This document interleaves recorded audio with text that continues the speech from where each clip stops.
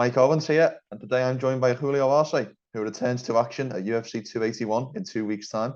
Julio, always a pleasure. How are things with you today? Everything is great, my man. Thank you for having me. Glad to be here. Let's talk about, first and foremost, the fact that you're once again fighting on the New York pay-per-view. I think this is your third time in the last 4 years this has run, because it obviously never run through COVID. How special is it to be able to fight in your home city?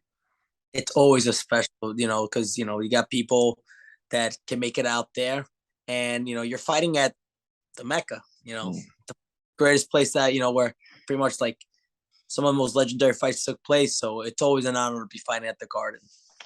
What I'd like to know is your fight week impacted by the fact that the fight is in New York? And what I mean by that is, will you stay in the fighter hotel, or will you be able to stay at home? How does your schedule or your kind of preparation on fight week change? Normally, even if I'm here, like I go stay at the hotel, just because any media stuff that has to be done, like I'm right there. I'm gonna walk away. Did not have to take a train ride to go into the city because I'm in Queens, but it's the same. I usually go stay there. It's like look, if I stay home or I stay over there, it's like same thing. I gotta do my media obligations, and then just I'll be cutting weight. So I think I'd rather do the least amount of work while I'm trying to cut weight than have to travel back and forth. But it also gives me something to do. What is the commute like between your home and Madison Square Garden? How long does it take you to get there? It depends. I usually have the Long Island, the LIRR here, Long Island Railroad. So it can literally take me like 30 minutes just to get home, take a train ride, and then come back. I'm literally like a walk away from my apartment. So it must be quite special to know that on the Saturday night after fight night, you'll be able to sleep in your own bed. Literally, I can just be like, I'm going home.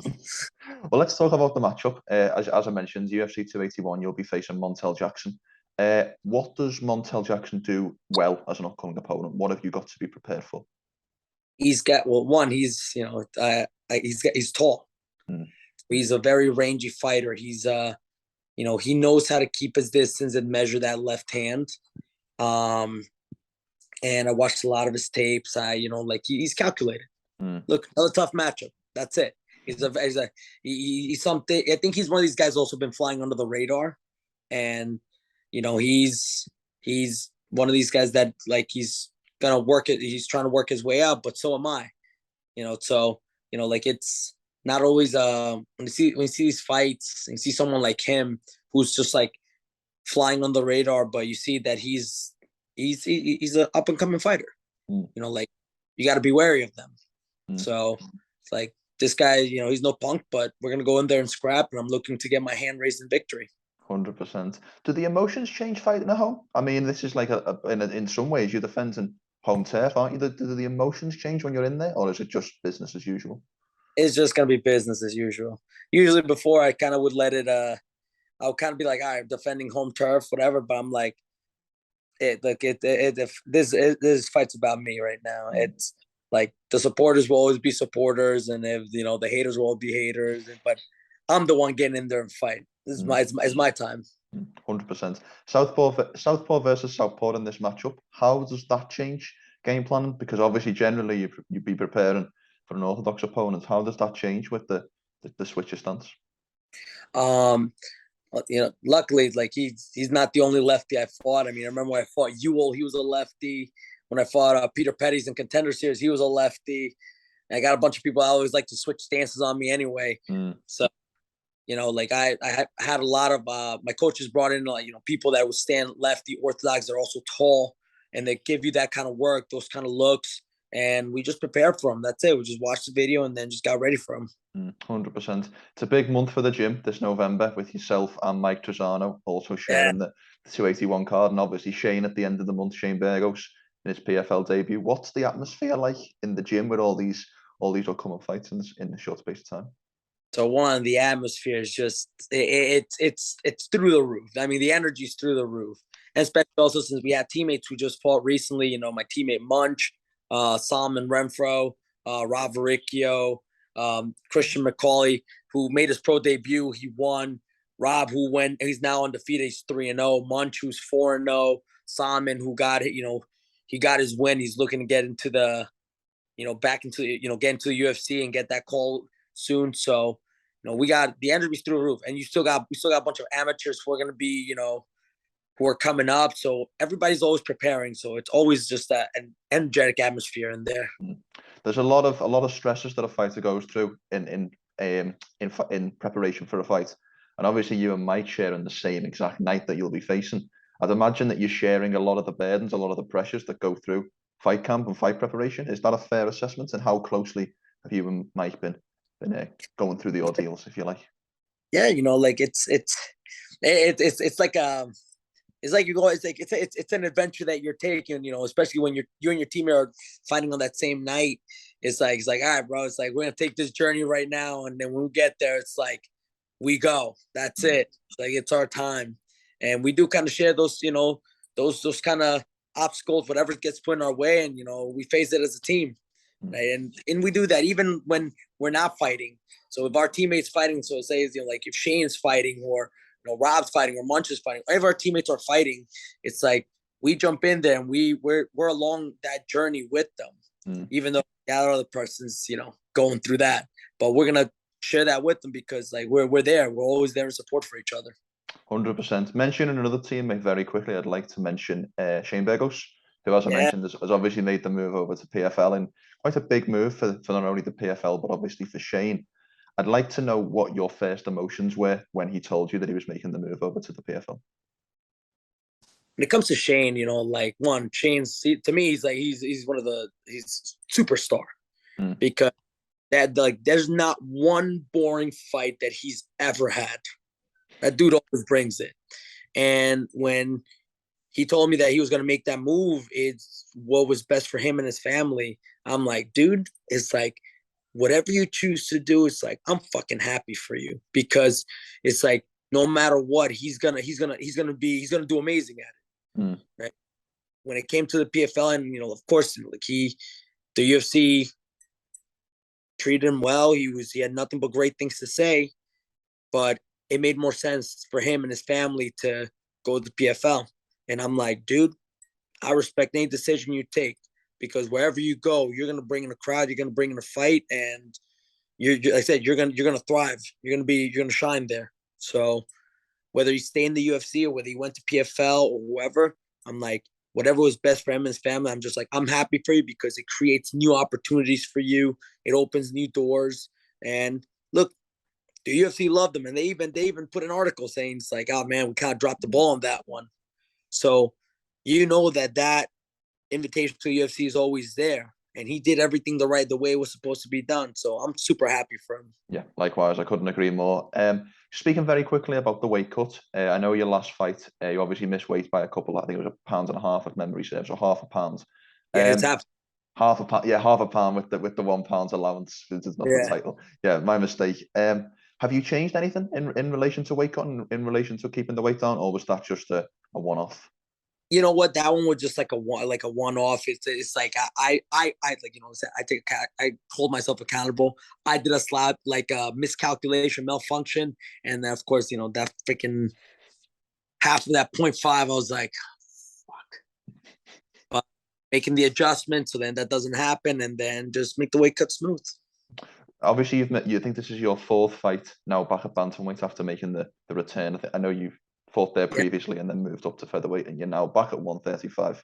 Does any part of you wish that you made this transition to 135 any sooner, or are you happy with your featherweight one? I was let's say I was happy, but I was like I was satisfied with being a featherweight. Like I thought I held my own very well against these much bigger opponents, and then I dropped back to bantamweight. Like it should have been something I should have done sooner. But like I said, at first I was just like, oh man, do I want to deal with that weight cut? Don't want to deal with this. Then I'm like, no, if I want to have any type of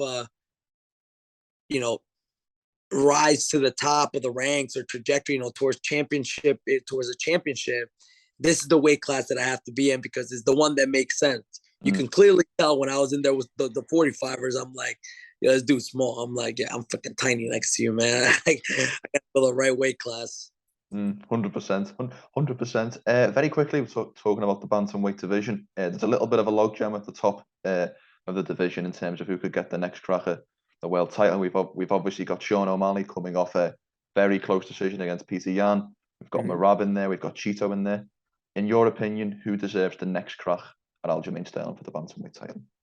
You know what? I feel like honestly, I think like Cheeto should be getting the next shot. I think, I mean, look, if you look at that fight between Piotr Yan and Sugar Sean, it was a very close fight. It was a great fight.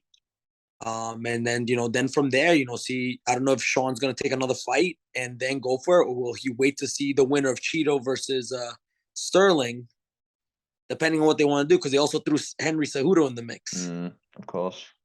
So now it's like, okay, so what's going to go down here? I think Cheeto's been on a run lately, and he's been stating his case, and I think he's the one that should get the next title shot. Then after that, it's like, okay, you got Corey Sandhagen back in the mix, so who knows if they'll do a rematch. You got Cejudo in there.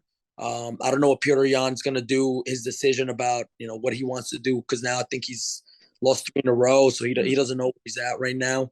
You got Merab in there, but I know, like, since Merab and Sterling aren't teammates, they're not going to fight each other. So I'm sure, like, they're going to do probably like a Merab Sandhagen thing there, or Sean O'Malley Sandhagen. So like I said, like it's a logjam. They got Cejudo in there, so it's like, who knows? And sorry, go on. And Dillashaw is out for a year, so I don't know what's going to happen there. 100%. How did you score Yan versus O'Malley? You know what? It was a tricky one, because when you look at it, the scoring, they look at at first I was like, okay, Piotr Yan won because of the ground control, and but then you rewatch the fights, and like I said, when you watch the first time, you see that you're excited. You're like, holy shit, this is crazy. One rocking the other is like, taking down, it's like all this, and then you're like, why didn't they count the ground control? But then you look at it, and then it's like, okay, they're looking at damage, what he did with the takedown. So it was a very close call. I realized, I'm like, all right, Sean O'Malley has that one. Like, it's fair. It's like, you took the guy down, but what did you do with the takedown? How much damage did it cause? Was it like effective? And look, and it makes me think, it's like, that's when I fought Ashima Moraes. Unfortunately, it was a split decision to him, and it could have gone to me, but then you look at it, it's like, all right, I was the guy bleeding all over the place. Like, the first round, I took him down. I took his back. I was looking for a choke, but he rocked me. Second round, it was his. Third round, it was mine. But they looked at that first round. It's like, yeah, he caused more damage, and I guess that's what they're looking at. So, it's at the end of the day, it's like the judges were like, it's Sean O'Malley, so Sean O'Malley wins. Potentially.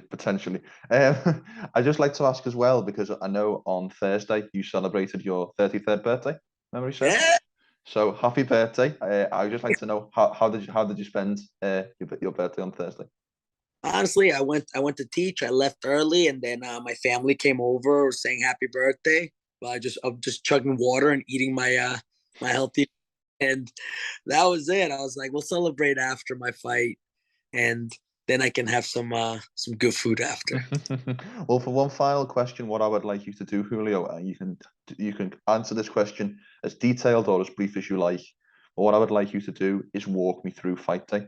So from the moment you wake up on November 12th, what happens up until you go to bed, you go to sleep that night? Can you walk me through an ideal day? So, to wake up on fight day itself, it's more like just wake up and you just want to be away from any distractions, and we just focus on, like, okay, this is what we're gonna do. It's like your mind's just in the complete zone of what we have to do. So I honestly won't do much. I'll just sit, maybe play a couple of video games here just to kind of let time go by. But yeah, it's just being surrounded by the team. Do a little shakeout, get to the arena, do a warm up before we go out, fight, and then after that, just go have some fun, man. Leave it all out there. That's it. 100%. Well, I can't wait to see you back in action in just 2 weeks' time. I hope you enjoy the rest of your birthday weekend. And if I don't speak before, I wish you the best of luck at UFC 281. Great to see you. Before we finish, Julio, how can people find you on social media, and any sponsors you'd like to plug? The floor is yours for the last word.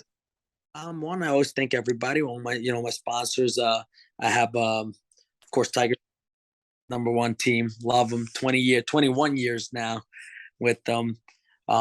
Edge Pro PT, always keeping me, healthy. Counter-Strike with my strength and conditioning, Ready Strong Meals, and also, Paradigm, my manager Tim Simpson and David Fish, and just everybody who supports it.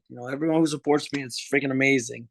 And you can find me at Julio Arce 89 on Instagram, and that's where I'm my most active. You can find me there. Make sure to subscribe to the LowKick MMA YouTube channel for all the latest news, event previews, and interviews with some of the biggest stars in MMA.